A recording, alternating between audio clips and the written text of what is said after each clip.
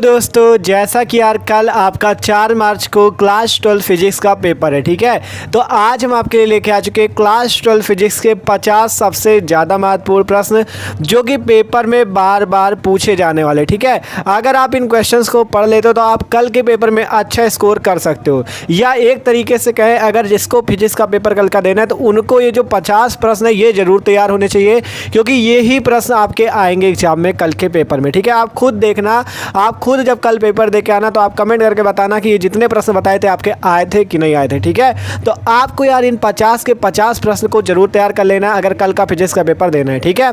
तो चलो वीडियो को शुरू करते हैं। तो यार अगर चैनल पे भाई नए हो तो चैनल को सब्सक्राइब और वीडियो को लाइक जरूर कर लेना और इस वीडियो को अपने दोस्तों के साथ भी शेयर करना। तो देखो अगर बात करें क्लास 12 फिजिक्स की तो देखो हम इसमें सभी महत्वपूर्ण प्रश्नों को देखेंगे। तो देखो जैसे आपके प्रश्न, जैसे आपका पहला प्रश्न है वैद्युत आवेश। वैद्युत आवेश की आपको परिभाषा जरूर याद होनी चाहिए, क्योंकि वैद्युत आवेश की परिभाषा 1 नंबर पे आपसे अति लघुत्तरी प्रश्न में पूछी जाती है कि वैद्युत आवेश की परिभाषा क्या होती है। फिर बात आती है रेखीय आवेश घनत्व क्या होता है, ठीक है।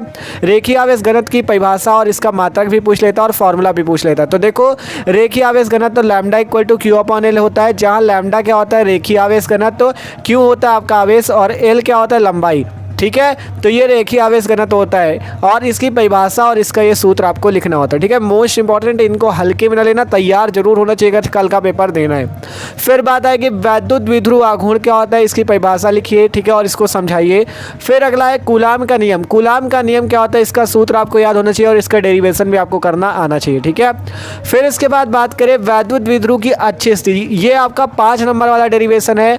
वैद्युत द्विध्रुव की अच्छी स्थिति के कारण वैद्युत क्षेत्र की तीव्रता का व्यंजक लिखिए। कौन सा? वैद्युत द्विध्रुव की अच्छी स्थिति के कारण वैद्युत क्षेत्र की तीव्रता का व्यंजक लिखिए, ठीक है। और आपसे एक ये भी पूछा जाता है कि वैद्युत द्विध्रुव की निरक्षीय स्थिति के कारण वैद्युत क्षेत्र की तीव्रता का व्यंजक। आपसे अच्छी स्थिति में पूछ लेता है एग्जाम में और निरक्षीय स्थिति में भी पूछ लेता है। तो ये डेरिवेशन हमने करा भी रखे, आप जो डिस्क्रिप्शन पे प्लेलिस्ट है क्लास 12 फिजिक्स की उस पर जाके वीडियो भी देख सकते हो, ठीक है। ये जान लो इन दोनों में एक ना एक आएगा जरूर, चाहे अच्छी स्थिति आ जाए या निरक्षीय स्थिति, दोनों में एक आएगा, ठीक है। फिर जैसे आपका है गॉस की प्रमेय लिखिए और इसके अनुप्रयोग। गॉस की प्रमेय के जो अनुप्रयोग है ना, जो आपका अनंत विस्तार की समतल अचालक चादर वाले और भी है आपके, ठीक है, तो वो वाले आपको तैयार करने हैं, उनको भी हमने करा रखा है। ये मोस्ट इंपॉर्टेंट है, देख लेना, चाहे तो गॉस की प्रमेय या गॉस की प्रमेय के अनुप्रयोग, इनसे आपका आएगा जरूर एक डेरिवेशन 5 नंबर पे। फिर आएगा देखो वैद्युत विभव। वैद्युत विभव क्या होता है, इसकी परिभाषा और मात्रा लिखिए, ठीक है। इसका मात्रा जरूर तैयार कर लेना, ये आपका ऑब्जेक्टिव भी बहुत ज्यादा पूछा जाता है, ठीक है। फिर है बात परावैद्युत पदार्थ क्या होते हैं, परावैद्युत पदार्थ की परिभाषा लिखिए। फिर बात आती है समविभव पृष्ठ से आप क्या समझते हैं, समविभव पृष्ठ को बताइए। फिर वैद्युत विभव वाला डेरिवेशन, ठीक है। वैद्युत विभव के 2 डेरिवेशन है, देखो पहला वैद्युत द्विध्रुव की अच्छी स्थिति पर विभव और दूसरा वैद्युत द्विध्रुव की निरक्षीय स्थिति पर विभव, ठीक है।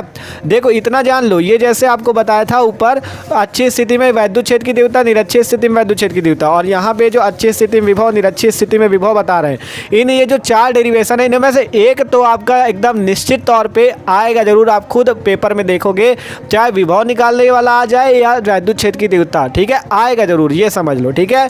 फिर बात आएगी वैद्युत द्विध्रुव आघूर्ण का व्यंजक लिखिए। वैद्युत द्विध्रुव आघूर्ण का व्यंजक क्या होता है उसको बताइए, ठीक है, ये वाला प्रश्न भी पूछा जाता है।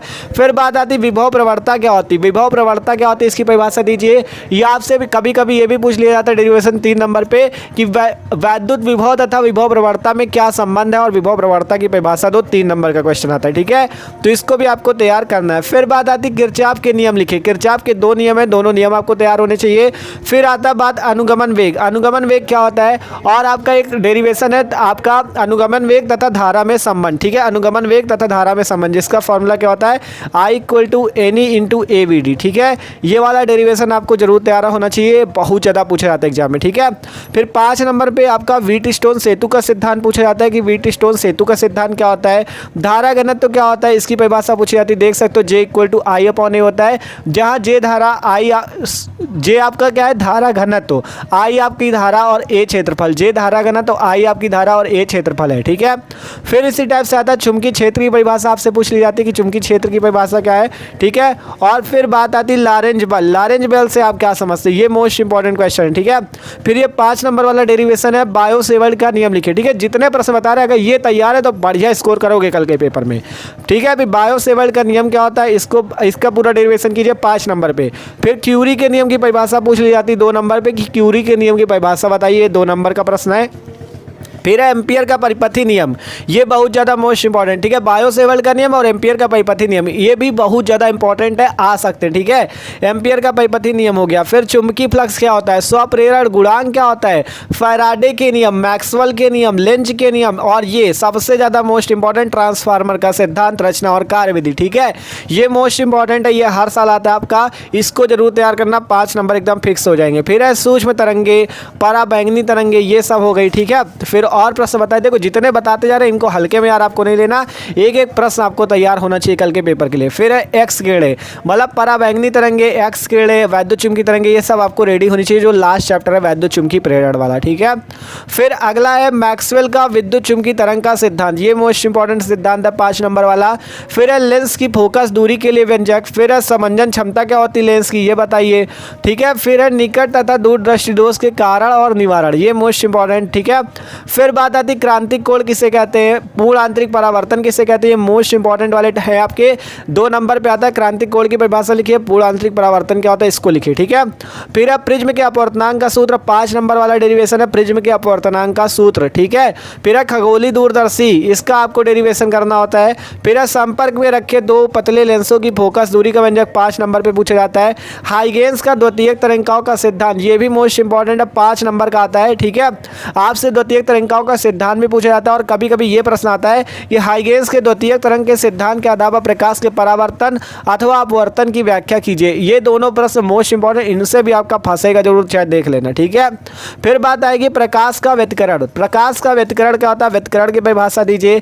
कला संबद्ध स्रोत क्या होता है और इसकी शर्तें लिखिए, ये क्वेश्चन मोस्ट इंपॉर्टेंट कि कला संबद्ध स्रोत क्या होता है और इसकी मुख्य शर्तें लिखिए। ठीक है, फिर अब फ्रिंज की चौड़ाई के लिए व्यंजक लिखिए, 5 नंबर का डेरिवेशन, ये भी एकदम मोस्ट इंपॉर्टेंट। ठीक है, फिर अब पतली झिर्री के लिए विवर्तन प्रारूप का डेरिवेशन कीजिए, 5 नंबर का। फिर है प्रकाश वैद्युत उत्सर्जन के नियम लिखिए। फिर है आइंस्टीन का प्रकाश वैद्युत समीकरण क्या होता है, ये भी 5 नंबर वाला है। फिर है डी ब्रोगली तरंग का समीकरण, 5 नंबर का डेरिवेशन। फिर है बोहर की परिकल्पनाएं तथा उसकी सीमाएं लिखिए, ये भी 5 नंबर पे पूछा जाता है।